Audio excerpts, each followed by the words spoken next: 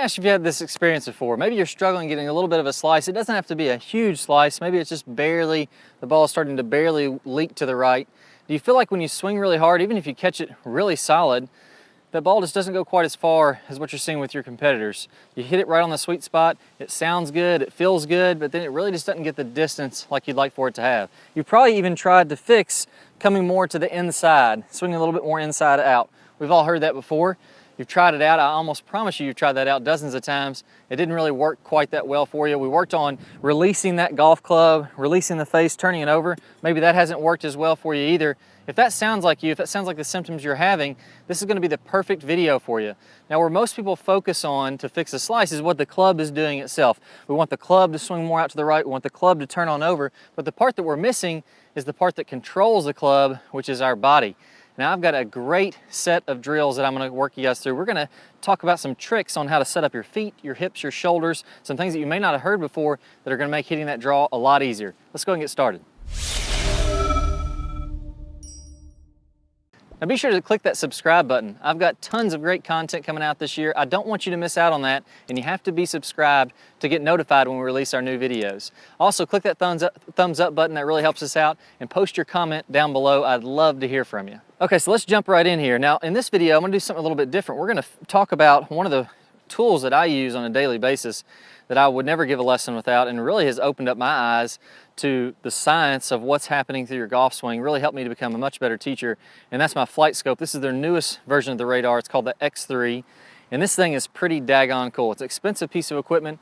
One of those will run you about $18,000 if you want to buy one yourself from Flight Scope. Flight Scope's the brand, but this is a radar that emits a radar field, and it sends out something crazy like 10 million electromagnetic waves per second. And what that does is it shoots out in front of this box, and it's tracking everything that's happening through this golf ball here. So whenever I go to hit a golf shot, it's bouncing those waves off this club head. It's finding which direction the club head's moving. Is it moving to the right or to the left? How fast it's going?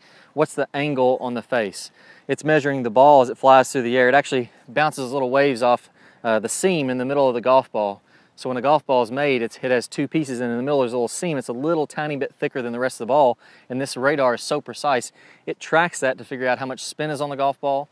It locks onto that golf ball and tracks it all the way through the air. So when it lands out there, hopefully 300 yards from here, it's going to show exactly what that did the entire flight. So if the wind pushes it one way or another, this little machine is tracking that entire thing. So it's telling me all kinds of really good information that I can use for my teaching. In this video, we're going to go over some of these numbers because I think they're pretty interesting. I think you guys would like to see this stuff. And then we're also going to talk about how you can get the same general idea without any expensive equipment. You can just do it right with your eyes and be looking at how your ball's flying and knowing what to adjust at contact. So let's dive right into this. First, let's hit this bad slice, the one that falls out of the air, the one that's not getting you the distance that you want to have.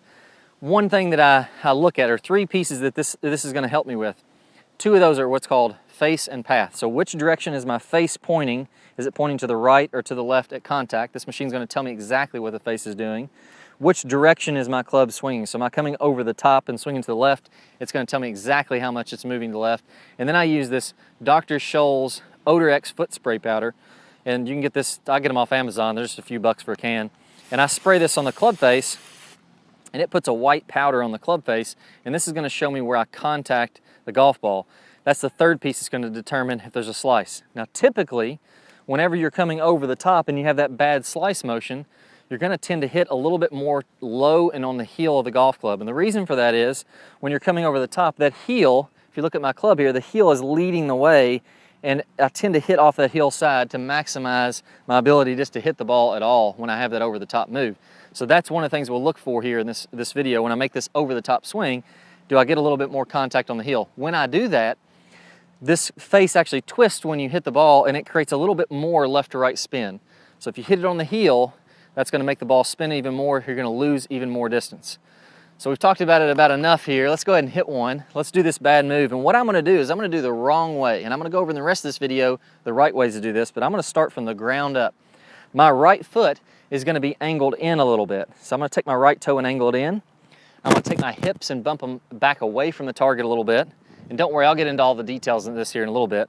I'm going to put my right shoulder high, my right elbow out, and my right hand on top. Now when I set up my body in this way, it's almost impossible to do anything other than hit a big huge slice. So let's get set up in the incorrect way. I can feel dead on this ball is gonna do nothing good. I'm probably gonna slice the heck out of this thing. And let's hit one on my flight scope and see what numbers it spits out.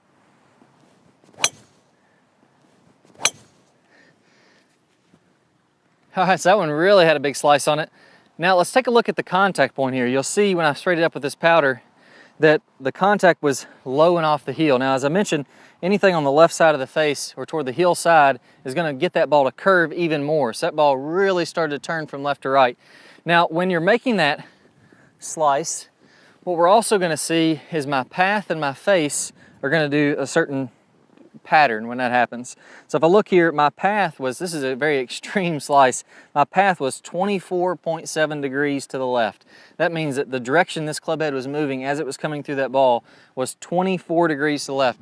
Now to give you a frame of reference, I want to be under 3 degrees either direction, either to the left or to the right, which would be kind of like PGA Tour caliber shots. So if I can swing and be less than 3 degrees, or basically almost swinging dead straight, that's when you're going to really be able to transfer the most energy into the golf ball. So 24 degrees to the left, that was a big old slice there. And a lot of that had to do with how I had my body set up, which I'll get to here in a second. Now the second piece of this, what happens is if you have a pattern of getting your body set up in a way where you're going to swing to the left, if I was to release this face and the face was to be square the direction that I'm swinging, or my face and my path were going both to the left, that ball is going to go out of bounds over here by these houses. So it's just going to shoot straight left and keep on going that way. So after you've done a few of these, you learn that, okay, I have to have my face a little bit open in order to get that ball to curve back to the fairway. And you'll notice here, I think I may have hit the right edge of the fairway with this swing. So it did perform and it went where it was supposed to go, but I lost a ton of distance, I lost swing speed, and had a lot of curve on there. So I'll see my face angle was 25 degrees to the right. And what that means is I swung 24 degrees to the left and my face was pointing down the middle of the fairway or down the direction this radar is lined up. And that ball started a little left of my face and then just curved across the fairway into the right side. Now, most people might say, well, you know, Clay, that's great. Why can't I just play my slice? You know, I already got it going for me. It should be, can't I just get as consistent with my slice as I could with a straight shot? The problem is this face angle. Now, if I'm swinging that much to the left, if I release the face a little too much, that's gonna be way over there to the left. My face really wants to go more to the left when that's happening. If I hold it open a little bit too much, that ball starts to really curve a ton and it goes way over here, tons of curve and goes over into the right trees. I have to have my face just perfectly right because there's so much spin on the ball when I'm cutting across it that much to get it to land in the fairway. Your margin for error goes way, way down when we're doing this. You'll also notice it's a little tougher for me to swing fast when I'm doing that. 109 miles an hour, I'm usually up in the mid 115 to 120, somewhere around in there. So I lost some distance there. My carry distance was 207. That's almost 90 yards shorter than my normal carry distance would be. So I swung what I felt like was pretty hard, but because of the way my body was set up, I just could not hit the ball the way I wanted to. Now let's go ahead, let's hit another shot, and let me tweak my body positions to where we're gonna end up at the end of this video before I go through these drills, and let's see the differences that this can have. So imagine, same person, the same physical ability here, but with the incorrect motion, I'm losing about 100 yards of distance, most likely. So let's go ahead and let one rip here. With my draw stance, I'm gonna tweak my foot, adjust my hips, my shoulder's gonna be slightly adjusted, my elbow and my hand, and now I'm in a position to where it's gonna be a lot easier for me to crank a big draw out there. All right, I made a couple, that slice swing kind of got me out of whack. I believe that ball may have drew just a couple yards, which would be about perfect. If I can get that ball to be just turning over slightly from right to left, that's gonna be pretty good. It looked like it may have been almost dead straight. I'll hit another one in these when I give the example of the draw videos, but let's just see what that could do to the different distance. Back to my normal club head speed, 116 miles per hour on that one, pretty good. So I picked up 6 or 7 miles an hour of club head speed by getting my body in a position where it could be more powerful and releasing that club out in front of me. My path went from 24 left, now it was 1.4 degrees left. Imagine a clock face. So you have all these minutes on a clock. 1 minute on a clock face is about 6 degrees. So we're talking a fraction of 1 minute. That's how accurate that you have to be in golf sometimes, but I'm gonna teach you how to get a little bit more accurate on this. My face was just a little tiny bit open, 2.6 to the right. Remember, I said anything less than 3 was the golden zone. That's where we wanna be. So there, I was less than 3 degrees of zero, and what we saw with my shot shape is that ball started almost down the dead center of the fairway. It may have had a little tiny bit of a fade on it. I had a little bit of bad body swing in there from the first one that I did, but it's right in the middle of the fairway. If we get within 5 or 6 degrees, then that's when we're gonna see a moderate amount of curve. So let's say I'm swinging, let's say we don't have this radar out here, and I wanna know about how much I'm swinging left. The first one started left of the fairway and then curved all the way across the fairway. That's way too much. I'm more than 10 degrees left or right when I get that much curve. Let's say that I was more like 5 or 6 degrees to the left. My ball is now going to start at the edge of the fairway and curve to the middle. So about a half a fairway's length of curve, or maybe it starts in the middle of the fairway and curves to the right.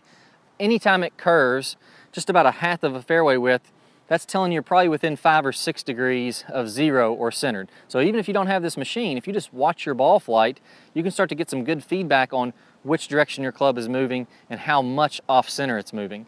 If I'm going, you know, just 5 or 6 degrees of curve, or 5 or 6 yards of curve, or less, like I saw with that last shot, then I'm inside that 3 degrees. That's what the PGA Tour guys are doing, which is really good.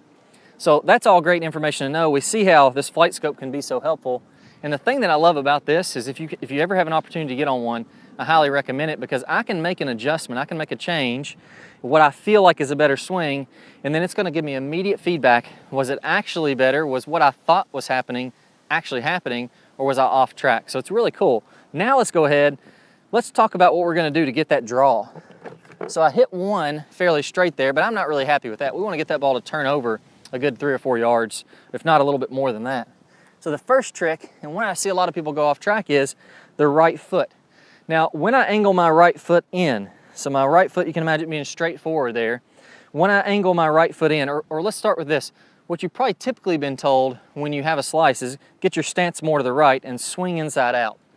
But if I angle my right foot in, so it's straight with the camera or even a little bit toward the fairway, even if I turn my feet this way, what ends up happening is the rest of my body gets angled to the left. You can still see my hips are going left, my shoulders are going left, and my arms, my forearms are going to the left.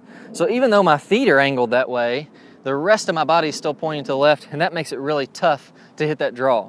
So what I want you guys to do is not only to put your feet a little bit to the right, or line them up a little bit to the right, but I actually want you to open your right foot a little bit to help exaggerate with this. What that does is that forces my hips to get a little bit more closed. As I rotate this way, my hips rotate that way.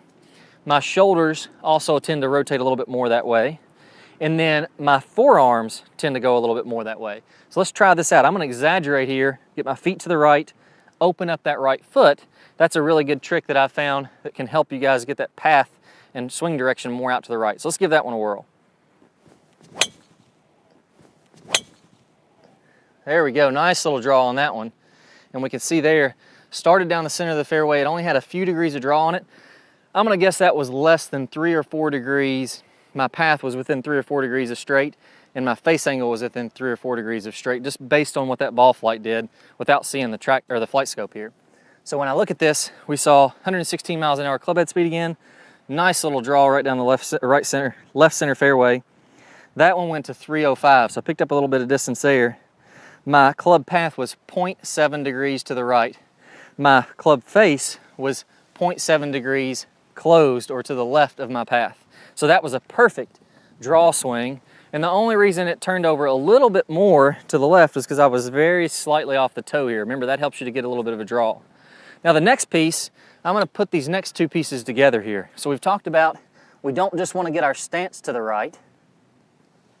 We also want to get our hips and our shoulders and our body to the right. So we got our stance to the right, we've opened up our right foot, that's gonna help. Imagine you have the belt loop in the back of the center of the back of your pants here. What I wanna do is I wanna bump that toward the target, and I wanna get my hips a little bit more closed as this happens. So as I bump my hips to the right, that's gonna close my shoulders. So if I put a club across this, we can see now my shoulders are a little bit more closed and pointed to the right. So that's the next two tips that I want you guys to focus on. Don't stop with the feet. Get the hips a little bumped toward the target and get the shoulders a little bit more to the right. Now the mistake that I see a lot of players when they try to close their hips or their shoulders, what they end up doing is they kind of close their shoulders this way, or they'll close their hips a little bit, but they won't close their shoulders. Or they'll tilt their shoulders right, I'll kind of drop my right shoulder down, but I won't turn it to the right.